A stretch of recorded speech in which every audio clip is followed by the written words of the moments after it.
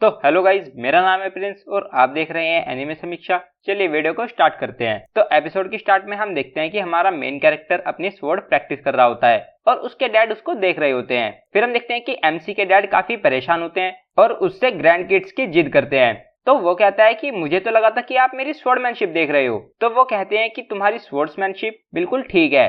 20 साल हो चुके हैं जब तुमने मेरे बदले डोजो को संभाला था, लेकिन अभी तक भी तुमने मुझे कोई ग्रैंड किट्स नहीं दिए। फिर हम देखते हैं कि एमसी के काफी सारे स्टूडेंट्स उसको गुड मॉर्निंग करते हैं। तो एमसी अपने डैड से कहता है कि मैं डोजो को चलाता हूँ और मैंने काफी सारे स्टूडेंट्स को भी ढूंढा है, क्या इतना काफी नहीं है? और वैसे भी मेरे पास वाइफ नहीं है तो मैं ग्रैंड किड्स कहाँ से लाऊं? ये बोलकर एमसी जाने लगता है। तो ये देखकर उसके डैड उससे कहते हैं कि बात अभी खत्म नहीं हुई है, तुम्हारे स्टूडेंट्स में कोई तो अच्छी लड़की होगी। तो एमसी बोलता है कि डोजो कोई रोमांस करने की जगह नहीं है। फिर हम देखते हैं कि एमसी अपने स्टूडेंट्स को ट्रेन कर रहा होता है और हमको बताता है इस डोजो ने काफी समय तक कई जनरेशंस को स्वॉर्ड स्किल्स सिखाई हैं। मैं खेला कूदा और यहीं पर बड़ा हुआ। जब मैं जवान था तब मैंने एक ग्रेट स्वॉर्ड्समैन बनने का सपना देखा था, लेकिन आखिर में मैं एक एवरेज पर्सन से थोड़ा बेटर ही बन पाया और मेरी एज के हिसाब से मेरी स्पीड भी काफी अच्छी है और मुझे इस सब से कोई प्रॉब्लम भी नहीं है। मुझे लगता है कि मैं वहीं पर हूँ जहाँ मुझको होना चाहिए था। मेरे पास कोई काफी अमेजिंग स्वॉर्ड स्किल्स नहीं है, लेकिन मुझे लगता है कि मेरे पास टीचिंग का टैलेंट है और मेरे कुछ स्टूडेंट्स काफी सक्सेसफुल भी हुए हैं। फिर हम देखते हैं कि एमसी और उसके मदर और फादर साथ में खाना खा रहे होते हैं और उसके डैड फिर से ग्रैंड किड्स की बात करते हैं। फिर एमसी के डैड उसकी मदर से कहते हैं कि फ्रैनी, तुम्हें भी इसके ग्रैंड किड्स देखने हैं ना, और क्या तुम नहीं चाहती कि बैरल के पास भी एक वाइफ हो? तो उसकी मदर कहती है कि इसको कोई ना कोई मिल ही जाएगी। तो ये सुनकर एमसी मन मन में खुश होता है कि उसकी मॉम ने उसके डैड की साइड नहीं ली। फिर उसकी मदर बोलती है कि एक दिन ये जरूर हमें काफी प्यारे ग्रैंड किड्स देगा। तो ये सुनकर बैरल चौंक जाता है और सोचता है कि मॉम डैड की साइड पर नहीं है, लेकिन वो मेरी साइड पर भी नहीं है। फिर हम देखते हैं कि कोई उनके गेट पर नॉक करता है। तो बैरल गेट खोलता है और बाहर उसकी एक फॉर्मर स्टूडेंट होती है जिसका नाम अलूशिया सिट्रस होता है। फिर नेक्स्ट सीन में हम देखते हैं कि अलूशिया अंदर आ जाती है और वो उसको टी सर्व करते हैं। बैरल के डैड उससे कहते हैं कि अब तुम रॉयल ऑर्डर ऑफ नाइट्स की कमांडर बन चुकी हो, ये तो काफी अमेजिंग है। और फिर बैरल से कहते हैं कि तुम्हारा इसका टीचर होने की मेहनत रंग लाई। फिर हमें पता चलता है कि अलूशिया वहां इसलिए आई होती है क्योंकि उसने ऑर्डर ऑफ नाइट्स के सामने बैरल को एक स्पेशल इंस्ट्रक्टर बनाने का रिकमेंडेशन किया था और इंपीरियल ऑर्डर की तरफ से उसकी अपॉइंटमेंट अप्रूव भी हो चुकी है। तो ये सुनकर बैरल काफी चौंक जाता है और कहता है कि लेकिन मैं तो एक नॉर्मल सा आदमी हूँ। तो उसके डैड उससे कहते हैं कि अगर तुमने ये नहीं किया तो तुम्हें मौत की सजा भी मिल सकती है। अलूशिया उससे कहती है कि तुमको मौत की सजा तो नहीं मिलेगी, लेकिन ऐसा करने के काफी बुरे अंजाम हो सकते हैं। फिर अलूशिया उससे अभी चलने के लिए कहती है और कहती है कि एक कैरेज बाहर तुम्हारा इंतजार कर रही है, हम आज की रात कैपिटल में बिताएंगे और बाकी बातें कल करेंगे, और वैसे भी कल तुम्हारे डोजो की छुट्टी है तो ये तुम्हारे टीचिंग शेड्यूल में भी कोई दखल अंदाजी नहीं करेगा। और हम देखते हैं कि उसके डैड बैरल को जाने के लिए काफी फोर्स कर रहे होते हैं और कहते हैं कि जाओ जाओ कैपिटल में एक अपने लिए अच्छी वाइफ ढूंढना, और या फिर जो तुम्हारे साइड में बैठी है उसके बारे में क्या ख्याल है? तो ये सुनकर बैरल उसके डैड से कहता है कि आप बकवास मत कीजिए और आप अलूशिया को अनकंफर्टेबल कर रहे हैं, और वैसे भी हमारे बीच में काफी बड़ा एज गैप है। तो ये सुनकर अलूशिया बहुत धीरे से बोलती है कि मैं तो बिल्कुल भी अनकंफर्टेबल नहीं हूँ। और अगर एज गैप की बात है तभी बैरल उससे पूछता है कि क्या तुम कुछ कह रही हो? तो वो कहते हैं कि नहीं नहीं कुछ नहीं। फिर नेक्स्ट सीन में हम देखते हैं कि बैरल अलूशिया के साथ कैरेज में बैठकर कैपिटल जा रहा होता है। फिर बैरल अलूशिया के पास एक स्वॉर्ड देखकर सोचता है कि मैं डोजो से ग्रेजुएट हुए हर स्टूडेंट को ये स्वॉर्ड गिफ्ट करता हूँ। और फिर बैरल उससे पूछता है कि तुम्हारे पास अभी भी ये स्वॉर्ड है? तो वो कहती है कि हाँ। बैरल कहता है कि मुझे खुशी हुई कि तुम्हें ये पसंद आई, लेकिन एक छोटे से विलेज के ब्लैकस्मिथ की एक स्वॉर्ड एक कमांडर के लिए सूटेबल नहीं है। तो वो कहती है कि नहीं, मेरे लिए यही स्वॉर्ड बनी है। तो बैरल सोचता है कि जैसे हर बच्चे को लगता है कि उसका टीचर उससे सुपीरियर है, लगता है अलूशिया को अब भी ऐसा ही लगता है। यह बुरा नहीं है, लेकिन मैं एक स्पेशल इंस्ट्रक्टर बनने के लिए काफी बूढ़ा हो चुका हूँ। फिर अलूशिया कहती है कि मैं काफी एक्साइटेड हूँ। एक छोटे से टाउन के स्वॉर्ड मास्टर के कैपिटल में काम करने की बात मुझको एक्साइट कर देती है। तो बैरल पूछता है कि ये स्वॉर्ड मास्टर कौन है? तो वो कहते हैं कि ऑफ कोर्स आप मास्टर, आप ही वो बैकवाटर स्वॉर्ड मास्टर हो जिसने काफी सारे फेमस नाइट्स और एडवेंचरर्स को ट्रेन किया है। तो बैरल सोचता है कि शायद सिर्फ यही है जो ऐसा सोचती है। फिर हम देखते हैं कि वो कैपिटल बाल ट्रेन में आ जाते हैं और फिर सिटी को देखकर बैरल मन में सोचता है कि यहाँ तो काफी सारे लोग और काफी शॉप्स हैं और रात में भी यहाँ पर काफी लाइट है, लेकिन मेरे लिए ये कुछ ज्यादा ही है। फिर हम नेक्स्ट डे का सीन देखते हैं जहाँ अलूशिया सभी नाइट्स को बताती है कि अब से बैरल गार्डन एंड लेब्रियन ऑर्डर के एक स्पेशल इंस्ट्रक्टर हैं। वो इतने स्ट्रॉन्ग है कि मैं भी उनके सामने टिक नहीं सकती, और फिर वो बैरल से कुछ बोलने के लिए कहती है। तो ये सब देखकर बैरल मन में सोचता है कि मेरे लिए कुछ ज्यादा ही है। फिर वो उन सभी नाइट्स से बोलता है कि जैसा अभी तुम्हारे कमांडर ने बोला, मेरा नाम बेरल गार्डनेंट है। मुझे नहीं पता मेरी स्किल्स तुम्हारे कितने काम आएगी, लेकिन मैं अपना बेस्ट करूंगा।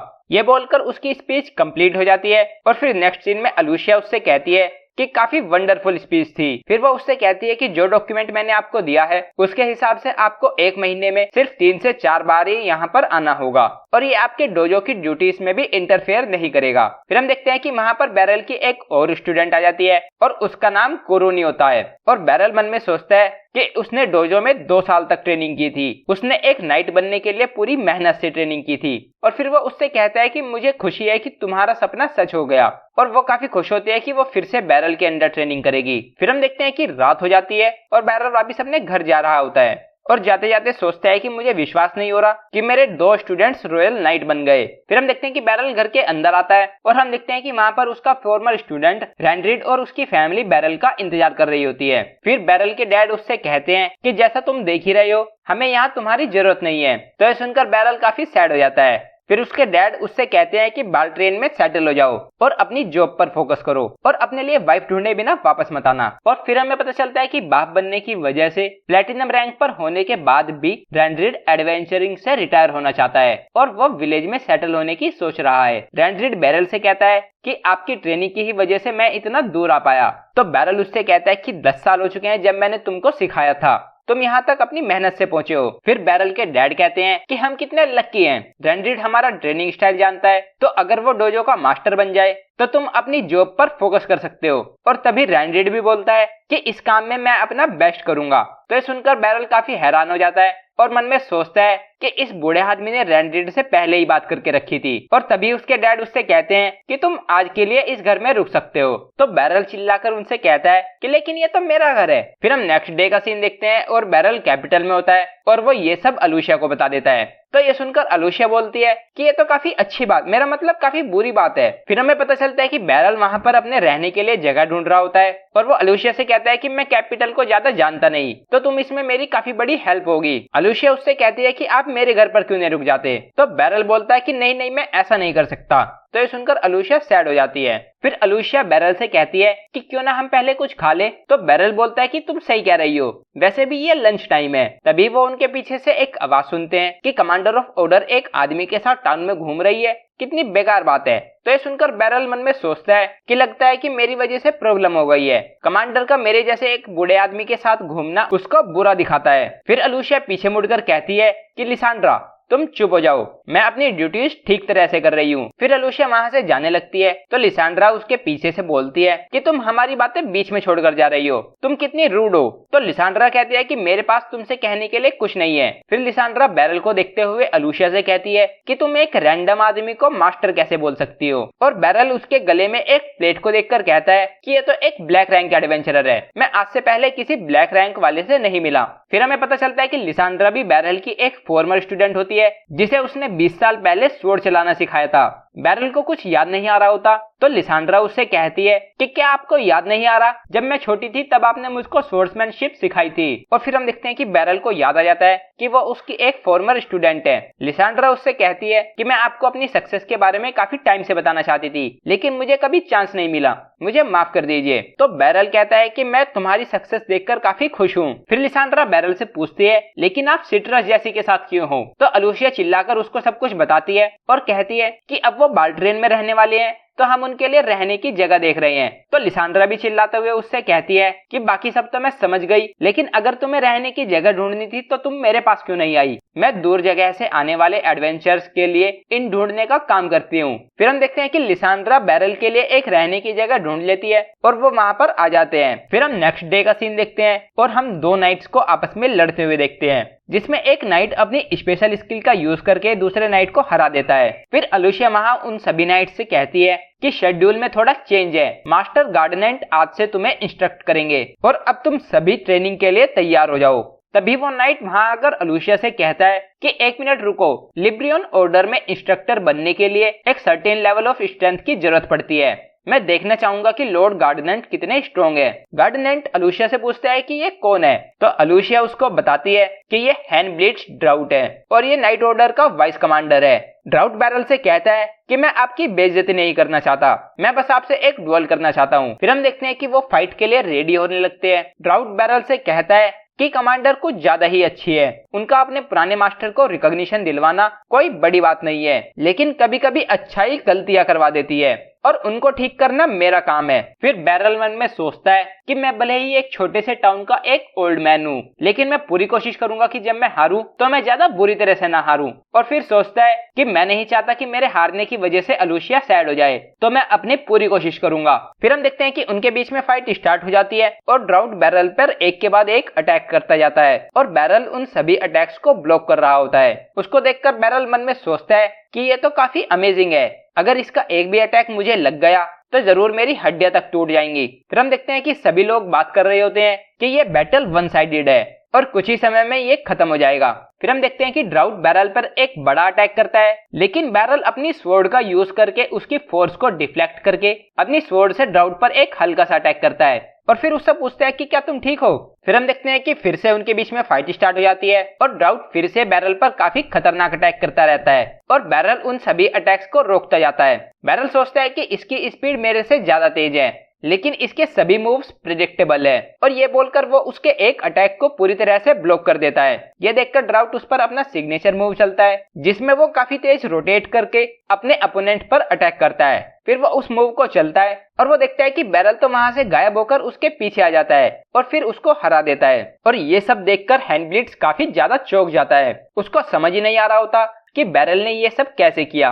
और इस सब के बाद हैनब्लिट्ज तो बैरल का फैन ही बन जाता है। वह उससे कहता है कि काफी अमेजिंग टेक्निक थी, आपने वो कैसे किया, प्लीज मुझे उसे सिखाओ। फिर नेक्स्ट सीन में हम देखते हैं कि हैनब्लिट्ज बैरल के इंस्ट्रक्टर बनने की खुशी में उनको पार्टी दे रहा होता है और वो कहता है कि ये मेरी रूडनेस की एक अपोलॉजी है। तो बैरल उससे कहता है कि तुम गलत नहीं थे। फिर हैनब्लिट्ज बैरल से कहता है कि मैं आपकी स्वॉर्डमैनशिप से काफी इम्प्रेस हो गया। तो बैरल उससे कहता है कि तुम्हारी स्वॉर्ड्समैनशिप मेरे स्टाइल के साथ काफी कंपैटिबल है। फिर वो बैरल से फिर से उस टेक्निक को सिखाने के लिए कहता है जिससे बैरल ने उसे हराया था। तो बैरल उसको बताता है कि मैं भी बस तुम्हारी जितनी स्पीड से घूम गया। फिर बैरल कहता है कि अगली मूव्स को पढ़ना भी काफी इम्पोर्टेंट है, लेकिन अगर तुम अपनी अप्रोच में कम कठोर होते तो मैं तुम्हें हरा ना पाता। तो ये सुनकर हैनब्लिट्ज काफी इम्प्रेस हो जाता है और फिर से कहता है कि मैं आपके साथ काम करने के लिए एक्साइटेड हूँ। फिर नेक्स्ट सीन में हम देखते हैं कि बैरल के डैड और रैंड्रिड आपस में बैठे हुए बात कर रहे होते हैं। बैरल के डैड रैंड्रिड को थैंक यू बोलते हैं। तो रैंड्रिड बोलता है कि मास्टर बैरल को अपना नाम कमाने में हेल्प करने से ज्यादा खुशी मुझे किसी और काम में नहीं होगी। बैरल के डैड रैंड्रिड से कहते हैं कि वो इस छोटे से विलेज के लिए नहीं बना। तो रैंड्रिड कहता है कि सही कहा, मैं एज ए एडवेंचर काफी जगहों पर घुमा हूँ, लेकिन मैंने आज तक मास्टर बैरल जितने अच्छे स्वॉर्ड्समैन को नहीं देखा। फिर बैरल के डैड मन में बोलते हैं कि मैं इस समय के लिए काफी समय से इंतजार कर रहा था, अब सब कुछ तुम पर है बैरल। फिर एपिसोड के लास्ट में हम देखते हैं कि बैरल बोलता है कि पूरे दिन काम करने के बाद ड्रिंक करना काफी अमेजिंग है, लेकिन अगर तुम बूढ़े हो तो तुम्हें अगले दिन का भी ध्यान रखना पड़ता है, ये कितनी बुरी बात है। और फिर हम देखते हैं कि एपिसोड यहीं पर एंड हो जाता है। तो गाइज ये था episode 1 of from old country bumpkin to master swordsman. अगर आपको वीडियो पसंद आई है तो वीडियो को लाइक कीजिए, चैनल को सब्सक्राइब कीजिए, प्रेस कीजिए बेल आइकन को। मैं मिलता हूँ आपसे नेक्स्ट वीडियो में। Thank you.